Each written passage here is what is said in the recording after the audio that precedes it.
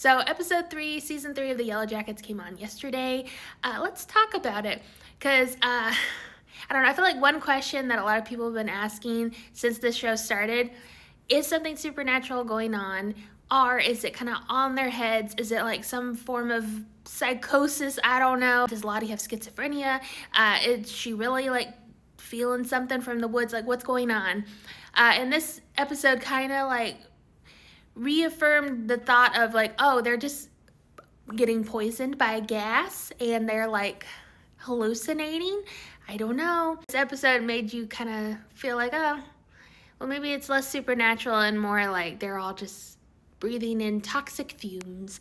I don't know. But there's so many unanswered questions that leads you to believe like it might be supernatural. I hope we get more answers this season because there's just so many open questions that have not been answered. I have seen multiple people talk about like the different symbolism, especially in the scene where these three girls are in the cave and like Jackie's there. I saw one creator who I really enjoy, and I cannot remember their name for the life of me, and I'm very, very sorry, talk about like the symbolism of the slap bracelet that Jackie gives to them and how it kind of represents how Jackie's death affected them personally. You know, and of course it made sense that like Shauna is the one getting choked by the bracelet because like she is literally being consumed with the guilt and the just grief of her best friend Jackie, and that's one reason Shauna's just so angry and she's like dealing with so much.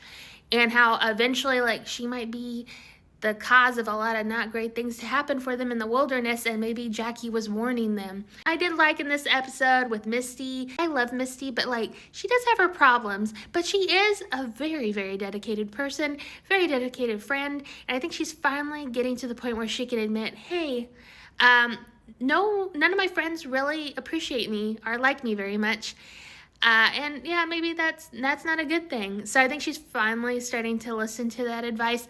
And that moment in the minivan with her and Shauna, like, I think she's experiencing some growth, which is great. I'm happy for Misty to kind of be realizing like maybe she deserves better. But again, I mean, she does have her problems. She has some stuff she needs to work through. But I mean, you know, she deserves more than disdain from the other women that she's been helping, because she has helped them do quite a bit, you know, like hide a body, stuff like that, you know.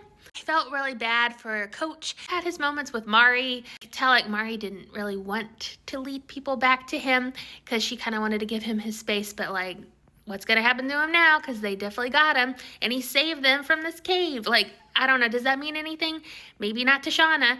I don't know. We'll see what happens with Coach Ben. I'm looking forward to finally getting some sort of information about Hilary Swank's character.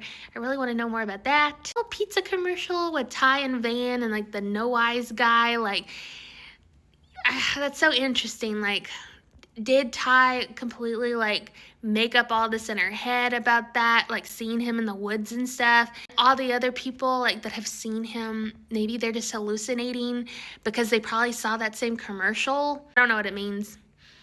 I want to know more. I'm not a very good person to be talking about my thoughts about this episode because I'm just like all over the place going, what does that mean?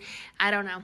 But I'm excited to find out. And yeah, right now I'm pulling for more Misty growth. I want to see, Misty happy and kind of come into her own. This one was an interesting episode, and I hope we get more answers soon.